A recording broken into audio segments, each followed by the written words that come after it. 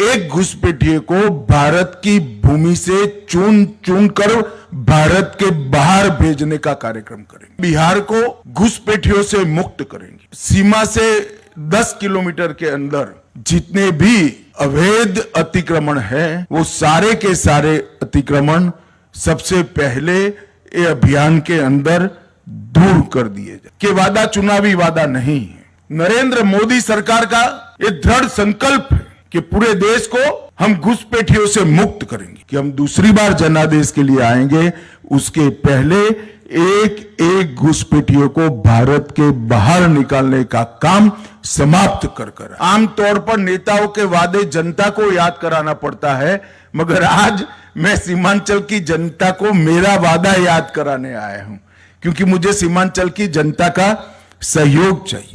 और ये वादा किया है जनता को कि हम पूरे सीमांचल को घुसपैठियों से मुक्त करें। बंगाल में भी चुनाव है। मुझे पूरा भरोसा है कि इस बार भारतीय जनता पार्टी की सरकार बनने वाली है। भारतीय जनता पार्टी की सरकार का पहला एजेंडा रहने वाला है कि सीमा पर बाढ़ का काम समाप्त करना और एक एक घुसपैठिए को चुन चुन कर देश के बाहर भेज। मैं आज बिहार के सीमांचल के क्षेत्र में आया हूं, तब मैं बिहार की जनता को भी कहना चाहता हूं कि हमने चुनाव में बिहार की जनता को वादा किया था कि हम बिहार को घुसपैठियों से मुक्त करेंगे। घुसपैठियों से मुक्ति से मतलब सिर्फ मतदाता सूची से नाम हटाना नहीं, हम कृतनिश्चयी है कि एक एक घुसपैठिए को भारत की भूमि से चुन चुन कर भारत के बाहर भेजने का कार्यक्रम करेंगे। और भारतीय जनता पार्टी स्पष्ट कर देना चाहती है, मेरी सरकार भी स्पष्ट करना चाहती है कि वादा चुनावी वादा नहीं है। नरेंद्र मोदी सरकार का यह दृढ़ संकल्प है कि पूरे देश को हम घुसपैठियों से मुक्त करेंगे। और पूरे सीमांचल क्षेत्र में ये शुरुआत कुछ ही समय में होने जा रही है। मैं खुद चुनाव के वक्त 4 दिन सीमांचल में रहा था, हर जिले में गया हूं और ये वादा किया है जनता को कि हम पूरे सीमांचल को घुसपैठियों से मुक्त करेंगे। आमतौर पर नेताओं के वादे जनता को याद कराना पड़ता है, मगर आज मैं सीमांचल की जनता को मेरा वादा याद कराने आया हूं, क्योंकि मुझे सीमांचल की जनता का सहयोग चाहिए। घुसपैठिए सीट हमारे चुनाव को प्रभावित नहीं करते हैं। गरीबों के राशन में भी वो हिस्सा ले जाते हैं।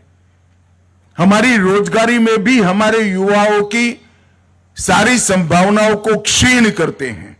और इसके साथ साथ राष्ट्र की सुरक्षा के लिए भी एक घुसपैठिए बहुत बड़ा चैलेंज है। और अब समय आ गया है कि समूचे देश ने हर स्तर पर काम कर घुसपैठियों से देश को मुक्त कराने का एक अभियान हाथ में लेना पड़ेगा। यह 3 दिन में भारत सरकार के संबंधित सारे मंत्रालय, बिहार सरकार के गृह मंत्रालय, district magistrate, district development officer, SP और कई सारे संगठनों की 3 दिन में डिटेल मीटिंग कर हम एक कार्य योजना बना रहे हैं। और सीमा से 10 किलोमीटर के अंदर जितने भी अवैध अतिक्रमण है वो सारे के सारे अतिक्रमण सबसे पहले ये अभियान के अंदर दूर कर दिए जाएंगे। और घुसपैठिए को चिन्हित कर भारत के बाहर भेजने का कार्यक्रम भी हम यहां से शुरू करेंगे। जनसांख्यिकी का बदलाव किसी भी देश के लिए स्वस्थ समाज का निर्माण नहीं करता है। जनसांख्यिकी की स्वाभाविक वृद्धि इसका स्वागत है, मगर अतिक्रमण से, घुसपैठ से जनसांख्यिकी का बदलाव किसी भी देश की संस्कृति, इतिहास और भूगोल तीनों के लिए बहुत खतरनाक होता है और हम इसको जानते हैं।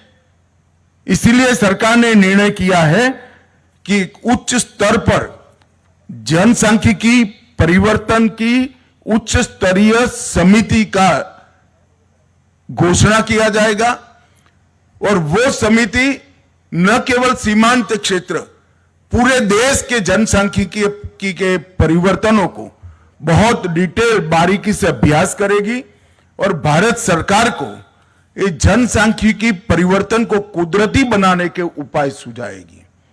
और सबसे ज्यादा प्रभावित जो क्षेत्र है जनसांख्यिकी परिवर्तन से, बंगाल, बिहार और झारखंड का क्षेत्र है।